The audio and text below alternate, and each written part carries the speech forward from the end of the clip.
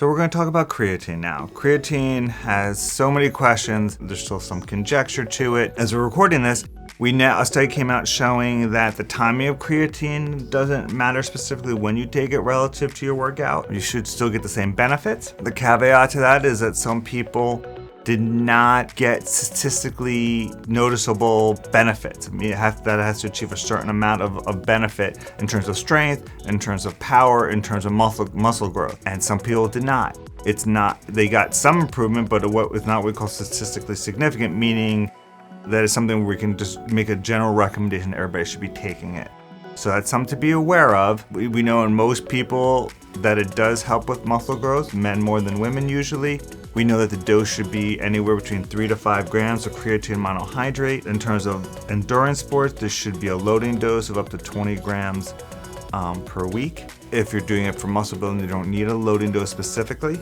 As I said, you don't need to. It's not a proven specific time that you need to take creatine now. Creatine monohydrate helps your body make creatine phosphate that helps with muscle building. It also is anti-inflammatory. It also will help boost glycogen levels, but sometimes that increase in glycogen levels may lead to weight gain. So it's a very delicate balance. We see more in females that their benefits are not the same as they are in males. A lot of women do notice improvement. Other women may get a little bit gaining of water weight. If you do notice it, especially as a female, then I would recommend just continuing the creatine or discussing with your trainer or your healthcare provider or so on. So definitely something to look into. Also, if you're looking into using creatine, again, make sure you're using creatine monohydrate and that you're taking it at least 4 to 5 times a week, especially doing it post-workout. On the days that you're using it on the days that you do work out. In terms of creatine monohydrate, there's a lot of questions out there. What should I be looking for? You should be looking for muscle growth over a period of time. It may be small, it may be larger, it depends on the individual. That may be anywhere between 2 to 6 weeks. You may notice more energy. Some people notice it, some people don't. You may also notice a cognitive benefit. Creatine in a lot of people can lead to what they kind of call brain energy, where it acts like a nootropic, but also because of the anti-inflammatory characteristics may act as a nootropic. It may increase neuroplasticity. It's never been firmly proven.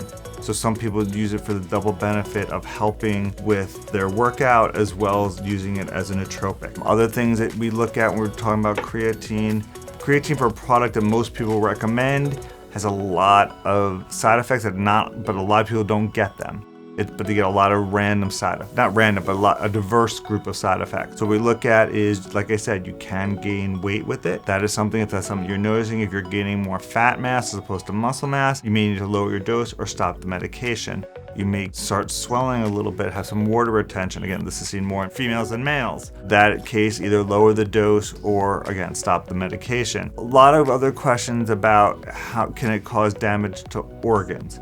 And it is metabolized through the kidneys.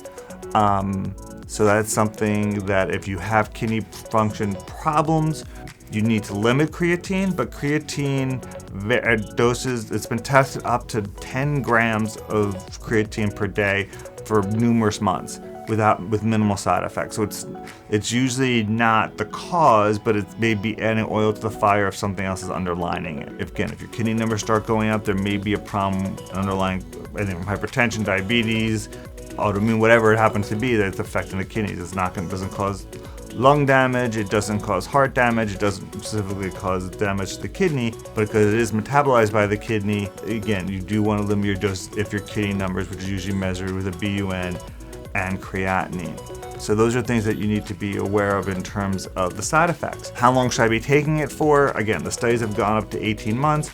There have been people that have been using creatine for years with minimal side effects and benefits. That's something that you want to talk about with your trainer and your healthcare provider to know what works best for you. Other questions that we always get. Can I get enough creatine from my diet? It's very unlikely. Creatine comes from vegetables, it comes from fish, it comes from red meat. So it's one of the benefits of eating all those types of foods, including red meat. but you have to eat, some people have to eat so much to get your desired level. It's not recommended to augment or increase your intake of those foods just to build up your creatine levels, because it's just not going to, you're going to have more side effects in terms of weight gain, side effects in terms of inflammation, brain fog from the amount of food that you're already eating. So that's something you need to be aware of. Do brands matter? Yes, brands matter. Again, you want to make sure it's creatine monohydrate. There's a lot of what are called liposomal forms out there. There's other forms out there. It doesn't cause as much water gain.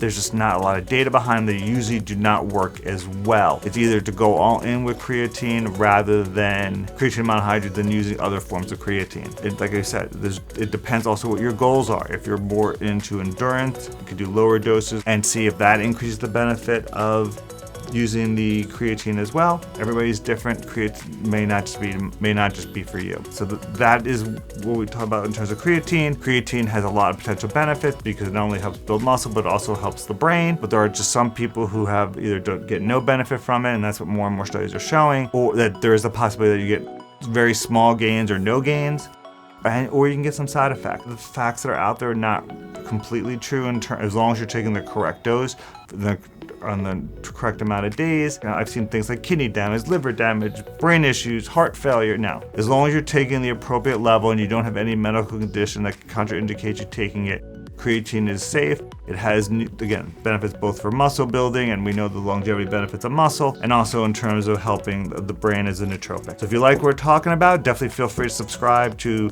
my channel and stay tuned for more health and lifespan information. Later.